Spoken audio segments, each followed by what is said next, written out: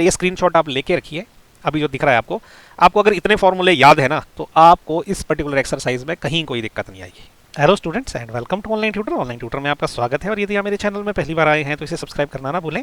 आज हम लोग क्लास 10 मैथ में सरफेस एरियाज एंड वॉल्यूम का जो चैप्टर है उसका इंट्रोडक्शन पढ़ेंगे और ये देखेंगे कि इसमें जो दिए गए क्वेश्चन है उसको सॉल्व करने की अप्रोच क्या रहेगी। तो सबसे पहले देखिए, समझ लीजिए आपको ना एक अजीब सी शेप दे के रखी है। ओके, तो जैसे बोलेंगे कि आपको दे के रखा है क्यूबॉइड। ओके, क्यूबॉइड वो होता है जो एक क्यूब की शेप में रहता है और लेकिन उसकी लेंथ ब्रेड्थ और हाइट जो है इक्वल नहीं रहती। इसके ऊपर समझ लो इन्होंने बोला है कि क्यूब रखी हुई है। क्यूब जो है वैसी वो शेप रहती है जिसकी सारी भुजाएं बराबर होती है। ओके, और समझो इसके ऊपर एक हेमिस्फेरिकल कोई चीज़ रखी है, इसके ऊपर एक स्फीयर रखा हुआ है, इसके ऊपर एक सिलेंडर रखा है और इसके ऊपर रखा है कोन। तो देखो इससे ना एक कुछ तो भी बन गया, एक शेप बन गई। अब इस चैप्टर में आपको ऐसे क्वेश्चन आएंगे, बोलेंगे यार ये शेप का वॉल्यूम निकाल दो, या हो सकता है ऐसा बोलेंगे इसका जो है आप इस शेप का जो है सरफेस एरिया निकालो, या कुछ भी इस प्रकार के क्वेश्चन आएंगे। ओके, तो मोस्टली आपको वॉल्यूम्स निकालने हैं तो सरफेस एरिया निकालने। तो ऐसा समझ लो कि आपको इस शेप का जो है निकालना है वॉल्यूम। ठीक है, तो इस शेप का वॉल्यूम कैसे निकलेगा, ये जो भी शेप है तो इस शेप का जो वॉल्यूम रहेगा, वॉल्यूम वो निकलेगा आपको। ये जो हर इंडिविजुअल शेप है उसका आपने वॉल्यूम निकालना पड़ेगा। तो सबसे पहले सबसे नीचे देखो ये क्यूबॉइड है। ओके, तो आपने इसका वॉल्यूम निकालना है। तो आपने क्या करना है, आपने जो वॉल्यूम है, वॉल्यूम ऑफ क्यूबॉइड ये निकलेगा, उसमें क्या ऐड होगा, ये क्यूब का वॉल्यूम निकालना पड़ेगा। ओके, तो आपने इसको मैं वॉल्यूम क्यूब लिख देता हूँ। ओके, वॉल्यूम क्यूब प्लस उसके बाद ये हेमिस्फीयर का वॉल्यूम निकालना पड़ेगा। तो मैं इसको लिख देता हूँ volume of hemisphere. Okay, hemisphere, फिर प्लस ये स्फीयर है इसका वॉल्यूम निकालना पड़ेगा। तो मैं इसको लिख देता हूँ volume of sphere. Okay, plus उसके बाद ये सिलेंडर का वॉल्यूम निकालना पड़ेगा, तो वॉल्यूम ऑफ सिलेंडर।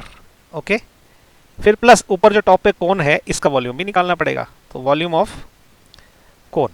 तो आपने जब ये सारे इंडिविजुअल शेप्स के वॉल्यूम निकालोगे आप ऊपर से लेकर नीचे तक, वो जब ऐड हो जाएंगे तो अल्टीमेटली वो निकलेगा वॉल्यूम इस पूरी शेप का। ओके, अब इस पर्टिकुलर एक्सरसाइज में ऐसा ही है। आपने क्या करना है, ऐसी कॉम्प्लिकेटेड शेप्स आपको दे दी जाएगी और बोला जाएगा इसका वॉल्यूम निकालो या इसका सरफेस एरिया निकालो। तो अब आपको क्या है कि ये इस एक्सरसाइज के क्वेश्चन सॉल्व अगर करने हैं तो आपको ये जो बेसिक शेप्स हैं इनके वॉल्यूम और सरफेस एरिया पता होने चाहिए, तभी आप जो है वेरियस कॉम्बिनेशन और परमुटेशंस करके जो है पूरी कॉम्प्लिकेटेड शेप्स का जो वॉल्यूम निकाल सकते हैं या तो सरफेस एरिया निकाल सकते हैं।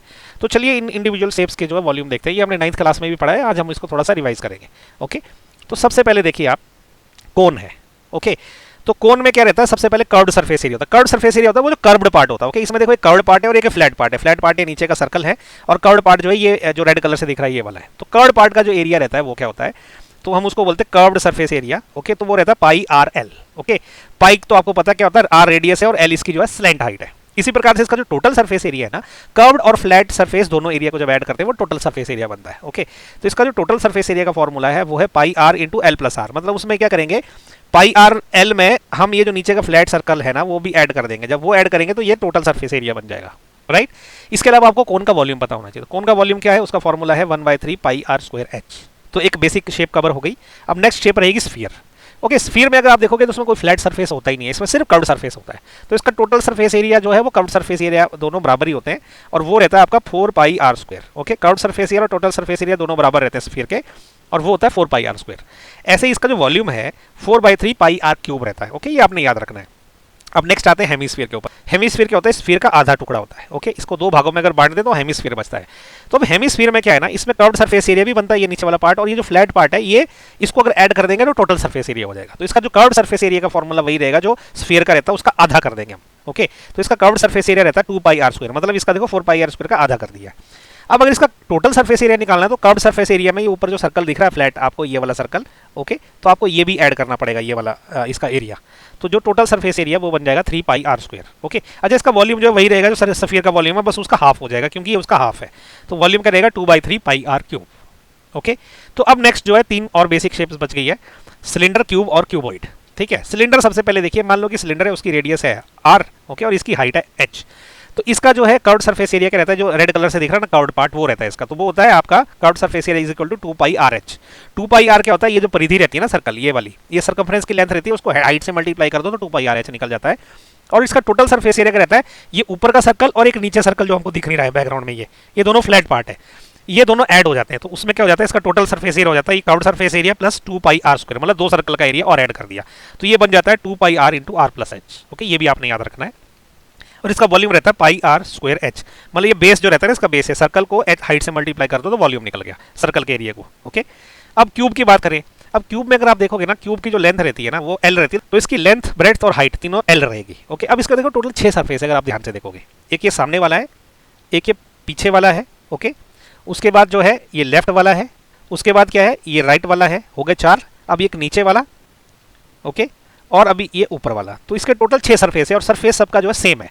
तो इसका जो सरफेस एरिया रहेगा ना, टोटल सरफेस एरिया भी वही रहेगा, तो वो रहेगा 6 into L into L. L into L क्या है, एक सिंगल सरफेस का एरिया है और उसको 6 से मल्टीप्लाई कर दिया तो 6 एल स्क्वायर निकलता है वो।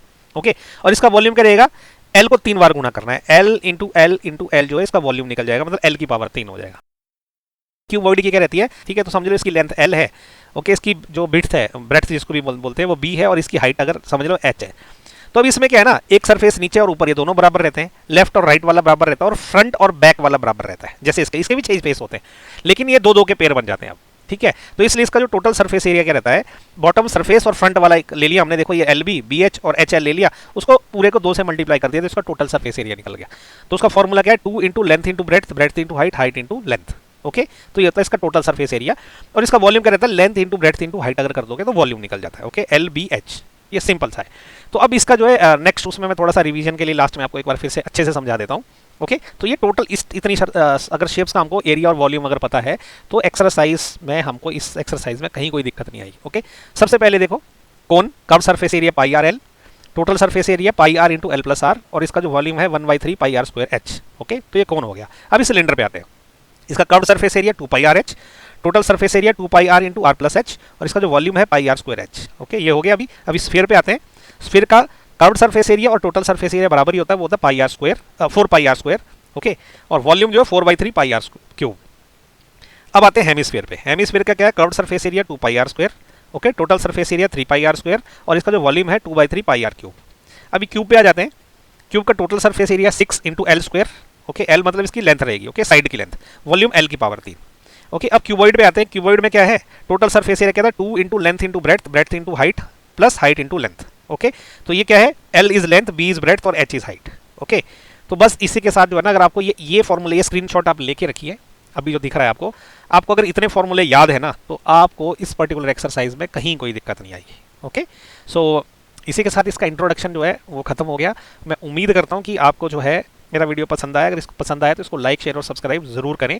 और अब हम आपसे मिलेंगे इसके एक्सरसाइज में हम सारे के सारे क्वेश्चन जो है सॉल्व करेंगे, तो उसमें इसकी एप्लीकेशन जो कैसे करिए वो मैंने आपको दिखाई है। Okay, thank you so much for watching my video. Thank you.